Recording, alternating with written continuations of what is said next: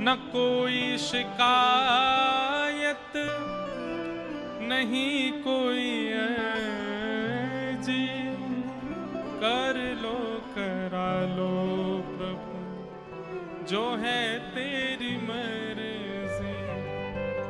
खुशी दो या गम जो भी मैं प्रेम से सहूंगा, जहां ले चलोगे वही मैं चलूं।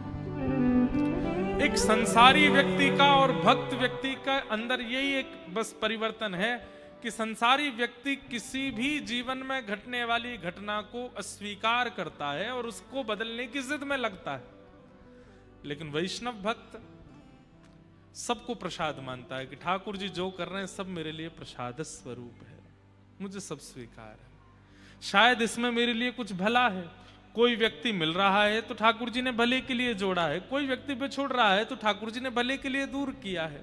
मुझे रोग लगा है, मैं स्वस्थ हूं, या जो कुछ भी मेरे साथ हो रहा है सब ठाकुर जी की कृपा है। नरसिंह मेहता, उनकी एक बड़ी प्रसिद्ध कथा है। उनके बेटे का ब्याह एक नगर सेठ की बेटी से होने वाला था, तो वो तो नगर सेठ जिनकी बेटी है, और नरसिंह मेहता तो बेचारे सब जानते ही हैं, वो तो आनंद में रहते थे, उनको कोई ऐसा विशेष कुछ था नहीं। किसी ने जाकर के सेठ जी से कह दिया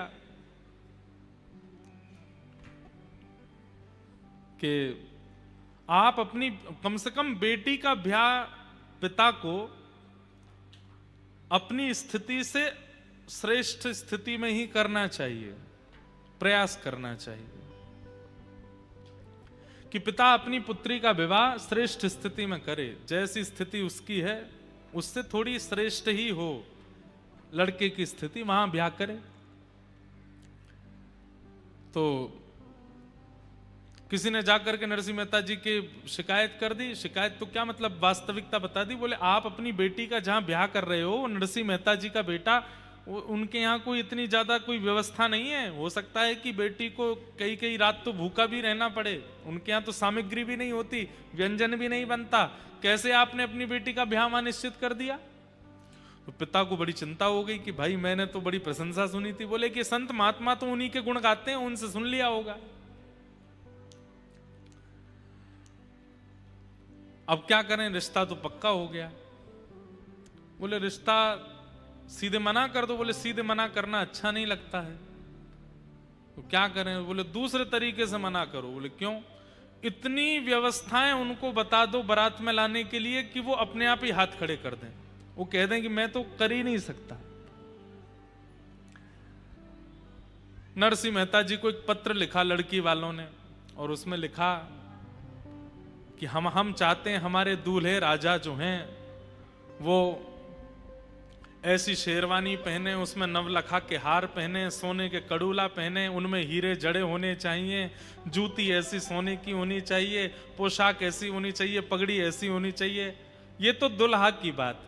अब घोड़ा कैसा होना चाहिए, श्वेत रंग का घोड़ा होना चाहिए, उसमें एक भी काला धब्बा नहीं होना चाहिए, उसके ऊपर ऐसी चुनरी होनी चाहिए, हमारे ऐसे होना चाहिए, कम से कम 10 हाथी आगे पीछे होने चाहिए, हमारे जो बेटी के होने वाले ससुर जी हैं वो हाथी पर बैठ करके आवे, सासू माँ हाथी पर बैठ के आवे, और इतने घोड़े होने चाहिए, इतने हाथी, इतने ऊंट, इतने ये, इतने वो, ऐसे बैंड बाजे होने चाहिए, ऐसे नगाड़े बजने चाहिए, बारातियों की पोशाक ऐसी होनी चाहिए। इतना लंबा चौड़ा पत्र लिख करके भेजा। पढ़ने वालों ने कहा अब तो नरसिंह मेहता मना ही कर देगा। बोले मैं ब्याह नहीं कर सकता, आपकी बेटी बच जाएगी।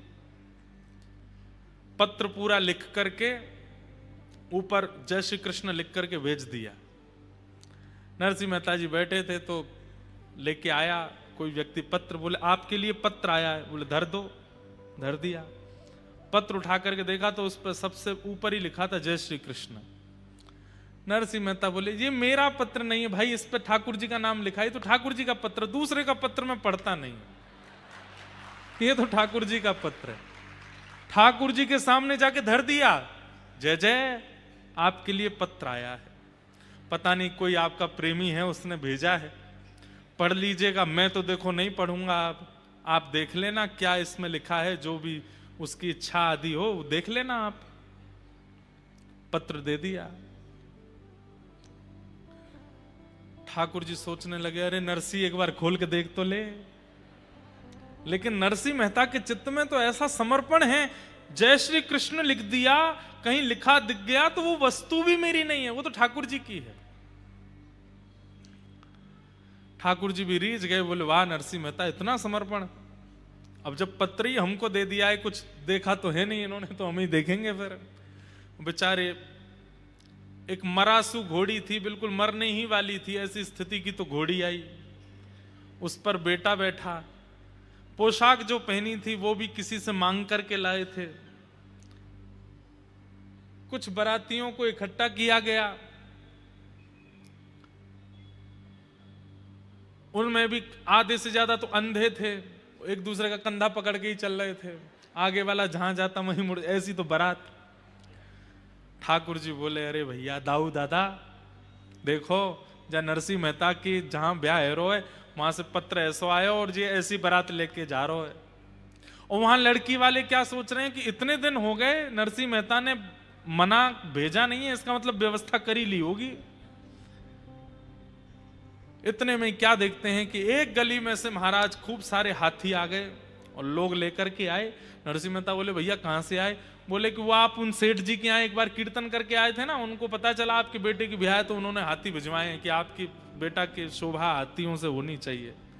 फिर कहीं से कुछ ऊंट आ गए, कहीं से कुछ लोग जुड़ते चले गए। एक व्यक्ति आया, उसने दुल्हा को नीचे उतारा, बोले कि एक सेठ जी ने बढ़िया वाली पोशाक भेजी है, पहना दी।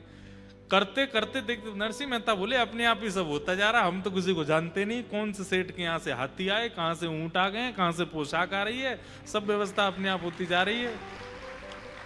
बढ़िया ढोल नगाड़े बजाने वाले भी आते गए, सब व्यवस्थाएं होती चली गई। यहां लड़की वाले बोले कि भाई बारात आ रही होगी, कोई पता तो करो कैसी क्या बारात है। कोई देखने के लिए गया, लौट करके आया, वो कहे सेठ जी ऐसी बारात देखी सुनी तो बहुत दूर की बात, किसी ने चिंतन भी नहीं की होगी ऐसी बारात आ रही है। बोले कैसी बारात है? बोले चलो छत पर चल करके देखो। ऊंची अटारी पर जाकर के देखा महाराज, दूर से देखा तो जहां तक दृष्टि जा रही है वहां तक लोग केवल झूम रहे हैं, नाच रहे हैं, गा रहे हैं, ऐसे ऐसे रत्न, ऐसे ऐसे आभूषण पहन करके, इतनी सुंदर सुंदर नारियां, इतने सुंदर सुंदर पुरुष, ऐसे सुंदर सुंदर हाथी, हाथियों ने भी सुंदर सुंदर आभूषण पहने हैं। और तभी दृष्टि पड़ी तो क्या देखा, बारात में दुल्हा भी है, हाथी भी है, सब कुछ है, लेकिन बारात में सबसे आगे एक हाथ में सुंदर छड़ी लेकर के श्याम वर्ण के द्वारिकाधीश चल रहे हैं और दूसरी तरफ अपने हाथ में छड़ी लेके साक्षात श्री बलराम जी महाराज चल रहे हैं। नरसिंह मेहता को नहीं पता कि ठाकुर जी चल रहे आगे, उनको दिखाई दे रहे हैं। भैया हम में ऐसा समर्पण कब आवे को? हम ये नहीं कहते कि भाई आप इस कथा को सुनने के बाद, इस बात को सुनने के बाद में जानबूझ करके ऐसा कुछ करो कि घर पे कोई पत्र आया था तो वो जरूरी आपने धर दिया ठाकुर जी के सामने, महाराज जी बता के गए थे कथा में। ये तो चतुराई है। नरसिंह मेहता चतुराई में नहीं कर रहे हैं, वो स्वाभाविक रूप से ऐसे हैं, स्वभाव ऐसा हो जाए, सुन करके नहीं करना है, स्वभाव को बनाना है। आजकल ऐसा होता है कि कथा सुनने के बाद में, सत्संग सुनने के बाद में व्यक्ति सुनी हुई चीजों को करने का प्रयास करता, अच्छी बात है, पर वो क्रिया शरीर में नहीं आनी चाहिए, वो आपके स्वभाव में आनी चाहिए, वो आपके विचार में आनी चाहिए। नरसिंह मेहता जैसा, मीराबाई जैसा, कुंभनदास जैसा, रैदास जैसा ये स्वभाव हमारे चित्त में बन जाए, वो व्यवहार में नहीं आए, व्यवहार में आवे, प्रक्रिया में नहीं।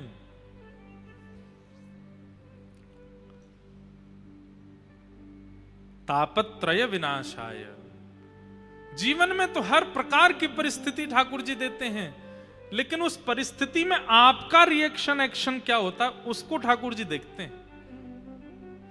इसलिए उस समय सावधान रहो।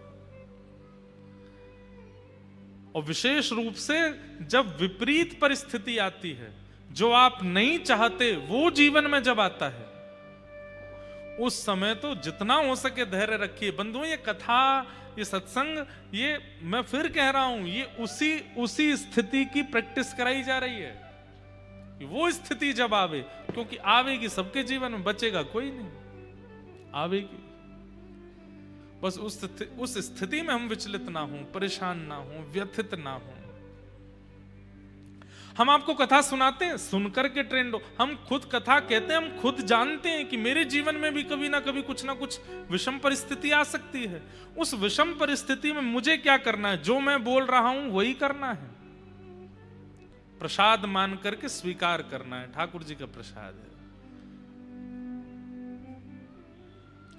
आप देखेंगे विशेष रूप से जिस व्यक्ति का बहुत उचित निर्माण ठाकुर जी को करना होता है ना, उसी व्यक्ति को बार बार गिराते हैं, बार बार उसके जीवन में कुछ विपरीतताएं लाते हैं।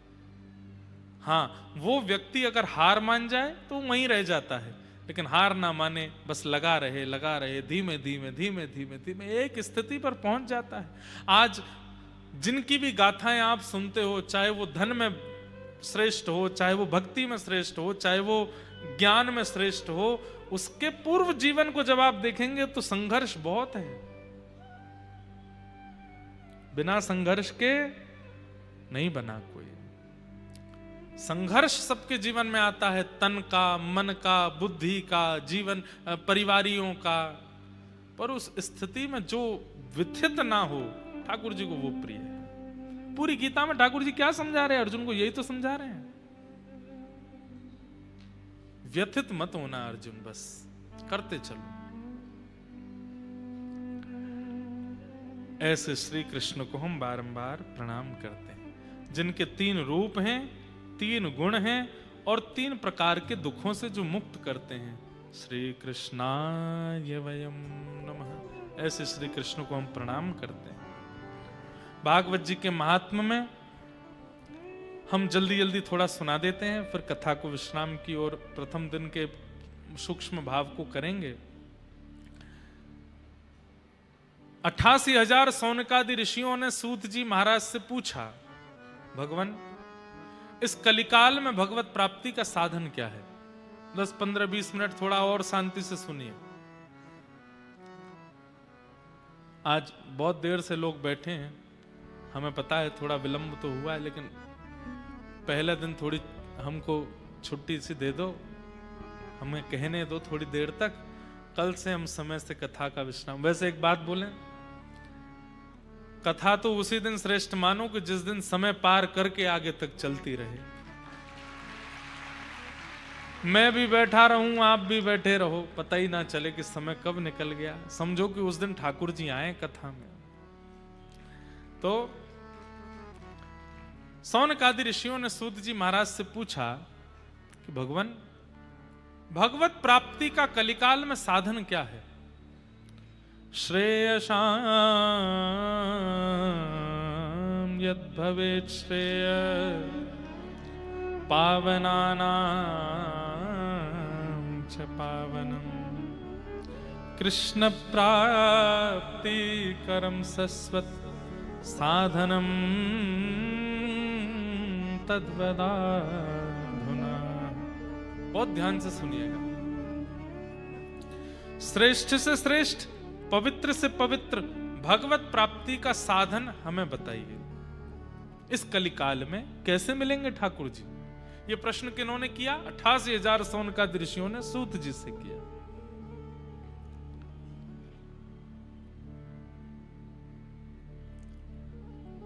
बंधुओं,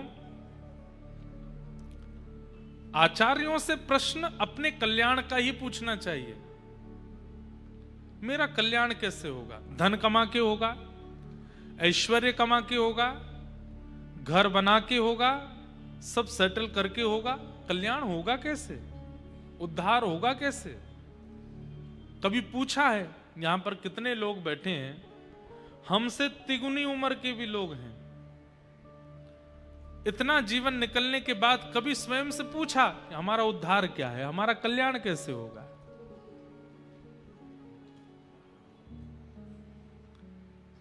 अपने कल्याण का साधन स्वयं से पूछिए। आद्य गुरु शंकराचार्य भगवान कहते हैं, को हम कस्त्वम कुत आयात, को में जननी कामे तात। मैं कौन हूं, कहां से आया हूं, क्यों आया हूं? यह प्रश्न स्वयं से नित्य पूछा कीजिए। उद्देश्य क्या है मेरे जीवन का? धन कमाना उद्देश्य है तो दुनिया में बहुत लोग धन कमाते हैं। सुत दारा और लक्ष्मी पापी के भी होए, पापी भी धन कमाते हैं। यश कमाना अगर जीवन का उद्देश्य होता है तो रावण का यश, प्रभु श्री राम के प्रादुर्भाव के समय रावण का यश ज्यादा था। यश कमाना भी उद्देश्य नहीं हो सकता। उद्देश्य क्या है, स्वयं से पूछिए।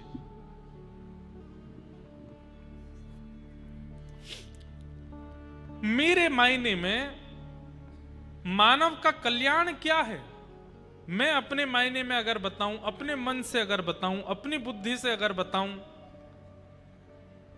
तो हरिप्रिय बनना यह मानव का कल्याण है। हरिप्रिय बनना मतलब हरि सबको प्रिय है, पर हरि को जो प्रिय है, हरि को जो भा गया, उसका कल्याण हो गया। हम हरि प्रिय बने।